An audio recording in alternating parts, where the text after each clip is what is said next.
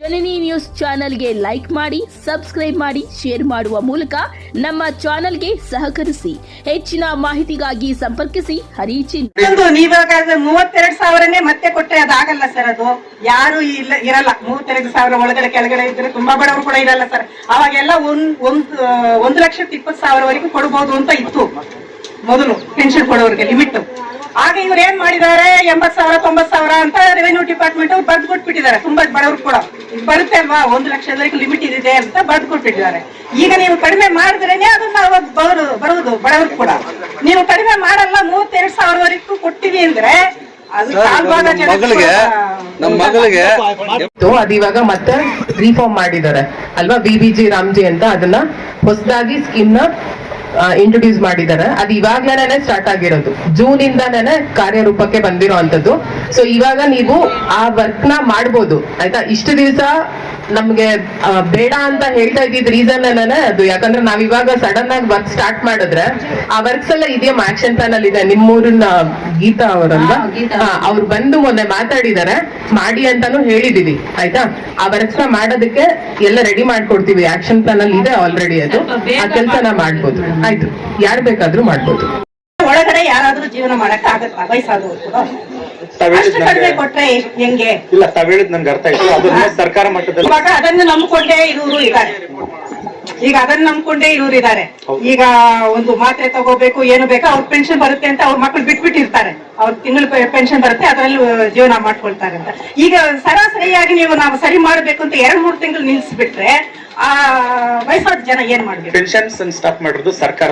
ಮತ್ತೆ ನಾವು ಗ್ರಾಮ ಮಟ್ಟದಲ್ಲಿ ನೋಡದೇ ಇರೋಂತವ್ರು, ಮತ್ತೆ ಅವ್ರಿಗೆ ಮಕ್ಳು ಇಲ್ದೇ ಇರ್ತಾರಲ್ಲ ಅಂತವ್ರದೆಲ್ಲ ನಾವೇ ಒಂದು ಮಾರ್ಗದರ್ ಕೊಟ್ಟು 32,000ಕ್ಕೆ ಇನ್ಕಮ್ ಸರ್ಟಿಫಿಕೇಟ್ ಮಾಡ್ಕೊಡ್ತೀವಿ. ಸರಿ ಮಾಡ್ಸಿಲ್ಲ, ನಾವು ದಾಖಲೆಗಳು ತಗೊಂಡ್ ಬಂದ್ ಕೊಡ್ಬೇಕು, ನಾವ್ ವೆರಿಫೈ ಮಾಡ್ಬಿಟ್ಟು ಅದನ್ನಾದ್ರೂ ಓಪನ್ ಆಗಿ ಹೇಳ್ಬೇಕಲ್ವಾ. ಏನು ಹೇಳಿಲ್ಲ, ಊರಲ್ಲಿ ಜನಕ್ಕೆ ಏನು ಗೊತ್ತಿಲ್ಲ.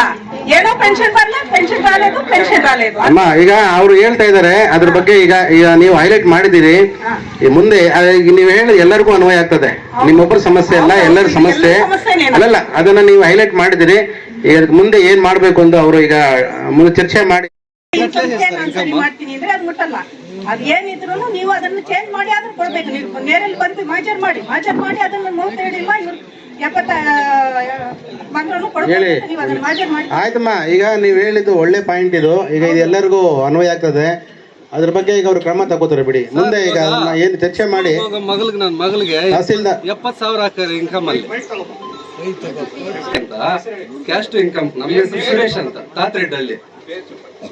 ಸುರೇಶ್ ಅಂತ ತಾತ್ರೆಡ್ಡಲ್ಲಿ, ಕ್ಯಾಸ್ಟ್ ಇನ್ಕಮ್ ಮಾಡ್ಸಕ್ ಕೊಟ್ಟಿದ್ದೀನಿ. 70-80,000 ಹಾಕಿದ್ರೆ ಏನ್ ಸರ್ ಇದಂತ ಕೇಳಿದ್ರೆ ಅದಷ್ಟೇನಪ್ಪ, ನಮ್ಮ ತಾಯಿಯವ್ರಿಗೆಲ್ಲ ಪೆನ್ಷನ್ ಮಾಡೋದು ಹೆಂಗ್ ಸರ್ ಅಂದ್ರೆ ಅದು ನಮ್ಗೆ ಗೊತ್ತಿಲ್ಲ, ನಾವು ಎಷ್ಟು ಬರ್ತಾ ಅಷ್ಟೇ ಹಾಕೋದು. ನಾವು ಕೇಳಿದ್ದೀನಿ. ಸುರೇಶ್ ಅವರೇ, ನೀವು ಅವ್ರ ಮಗನ ರಿಕ್ವೆಸ್ಟ್ ಮಾಡಿದ್ದಾರೆ ಪಾನಿ ಮಾಡಿಕೊಡಿ ಅಂತೇಳಿ. ಅವ್ರು ಅದು ಇದು ಅಂತ ಹೇಳ್ಕೊಂಡು ಇದೇ ಮಾಡ್ಕೊಂಡು ಇದು ಮಾಡ್ಬಿಟ್ಟಿದ್ದಾರೆ ಸರ್.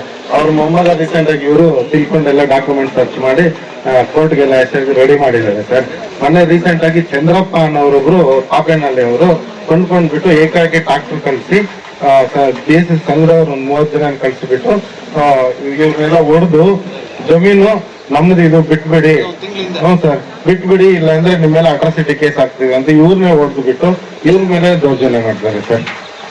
45ರಿಂದ ಇವರೇ ಇದ್ದಾರೆ ಸರ್ ಪೊಸಿಷನ್ ಅಲ್ಲಿ ಕದ್ರಿ ಸರ್. ಅದು ಅಂದ್ರೆ ಪಾನಿ ಅದ್ಲು ಬದಲಾಗಿದೆ ಬಟ್ ಯಾರಿಗೂ ಗೊತ್ತಿಲ್ಲ ಸರ್. ಈಗ 5 ಎಕರೆ ಜಮೀನಲ್ಲಿ ಇವರೊಬ್ರು ಕದ್ರಿ ಇವರು ಇದ್ದಾರೆ, ಇನ್ನೊಬ್ರು ಇದ್ದಾರೆ ಸರ್. ಎಲ್ಲ ಇವ್ರ ಹೆಸರಲ್ಲೇ ಇದೆ. ಬಟ್ ದೌರ್ಜನ್ಯ ಮಾಡಿ ಏಕಾಏಕಿ ಚಂದ್ರಪ್ಪ ಅನ್ನೋರು ರಿಯಲ್ ಎಸ್ಟೇಟ್ ಬಿಸ್ನೆಸ್ ಬಂದು ಡೈರೆಕ್ಟ್ ಆಗಿ ಬಂದು ದೌರ್ಜನ್ಯ ಮಾಡಿ ಖಾಲಿ ಮಾಡಿ ಅಂತ ಇದು ಮಾಡ್ತಾ ಇದ್ದಾರೆ ಸರ್.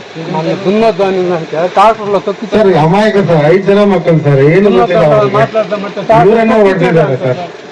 ಮತ್ತೆ ಹೊಡೆದು ಬಿಟ್ಟು ಸ್ಟೇಷನ್ ಅದು ನಾವು ಕಂಪ್ಲೇಂಟ್ ಕೊಡಕ್ ಹೋದ್ರೆ ಜಮೀನ್ ಬಿಡಿ, ಇಲ್ಲ ಅಟ್ರಾಸಿಟಿ ಕೇಸ್ ಹಾಕ್ತೀವಿ ನಿಮ್ಮ ಮೇಲೆ ಅಂತಾರೆ ಸರ್. ಅಂತ ಮಾತುಗಳೇ ಮಾತಾಡಿಲ್ಲ ಸರ್ ನಾವು ಯಾರು.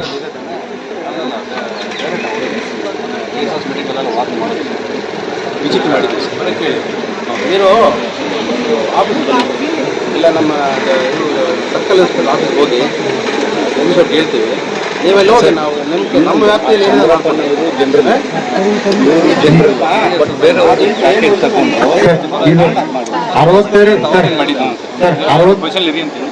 62 64 ಬಂದು ಸರ್.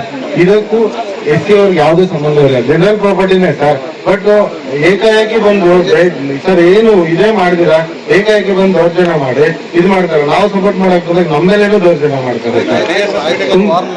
ಹೌದು ಸರ್, ತುಂಬಾ ತೊಂದರೆ ಕೊಡ್ತಾ ಇದ್ದಾರೆ. ಆಮೇಲೆ ಬಂದಿಲ್ಲ ಸರ್. ಆಮೇಲೆ ಈಗ ನೀವು ಒಂದ್ಸಲಿ ಇನ್ಸ್ಪೆಕ್ಟರ್ ಬಂದು ಭೇಟಿ ಮಾಡಿ. ಇಲ್ಲಿ ಗೌರ್ಮೆಂಟ್ ಆಫೀಸರ್ಸ್ಗೆ ಒಂದು ಅಷ್ಟು ಕಾಸು ಕೊಡ್ತಾನೆ, ಬೋಗಸ್ ಮಾಡ್ತಾರೆ ಪಾನಿ ಎಲ್ಲ.